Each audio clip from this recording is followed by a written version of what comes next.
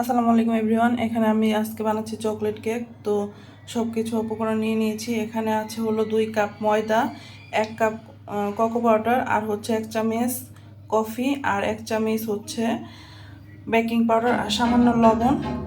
আমি এখন সমস্ত ড্রাই ইনগ্রিডিয়েন্টসগুলো একসঙ্গে মিক্সড করে নিব।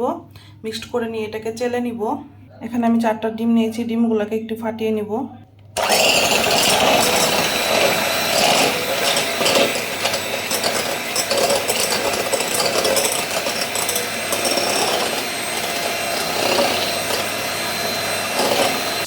এখন আমি 1 কাপ চিনি দিয়ে দিব। এখানে পুরো 1 কাপ চিনি আছে। চিনিটা আমি একবারই ঢেলে দিলাম। দিয়ে এখন ভালো করে ডিমের সাথে ফেটিয়ে নিব। একদম করে ফাটাবেন, দেখবেন যে ডিমের অংশটুকু একদম সাদা সাদা হয়ে গেছে। এরকম একটা ডিমের কালার আসছে, ওই পর্যন্ত ডিমটাকে ফেটে নিতে হবে।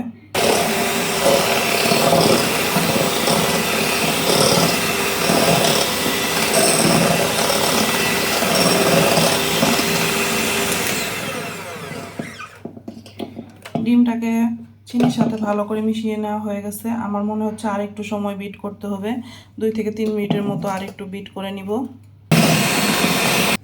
ড্রাই ইনগ্রিডিয়েন্টসগুলোকে আমার চেলে নেওয়া হয়ে গেছে। এখন আমি এই ইয়াগুলা এখন ডিমের মিশ্রণের সঙ্গে 3 ভাগে মিশিয়ে নিব।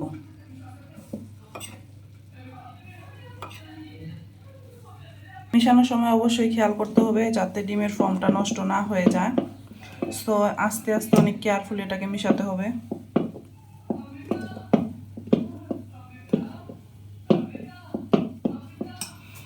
আমি হালকাভাবে মিক্সড করে এখন বিটারের সাহায্যে একদম স্লোভাবে এটাকে একটু মিশিয়ে নিব।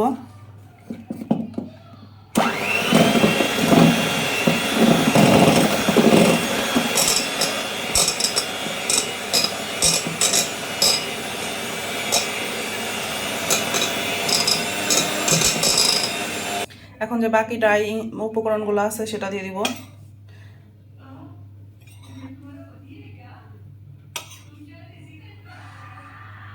এখানে এই মিশ্রণে আপনারা তেল অথবা বাটার যে কোনো একটা ব্যবহার করতে পারেন। আমি বাসায় বাটার ছিল না, সয়াবিন তেল ইউজ করতেছি। তো এখানে 1/2 কাপের মতো সয়াবিন তেল আমি দিয়ে দিব। দিয়ে এখন ভালো করে এটাকে মিক্সড করে নিব। মাত্র 1 মিনিটের মতো এটাকে মেশাবো।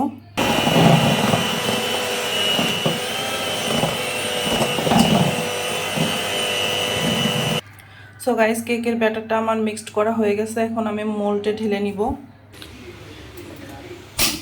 আমি একটি স্ট্যান্ড বসিয়ে হাঁড়িতে একটু লবণ দিয়ে তার উপরে একটা স্ট্যান্ড বসিয়ে এখন কেকের মোল্ডটা বসিয়ে দিয়েছি। এখন আমি একদম স্লো তাপমাত্রায় এটাকে কুক করব 30 থেকে 35 মিনিট।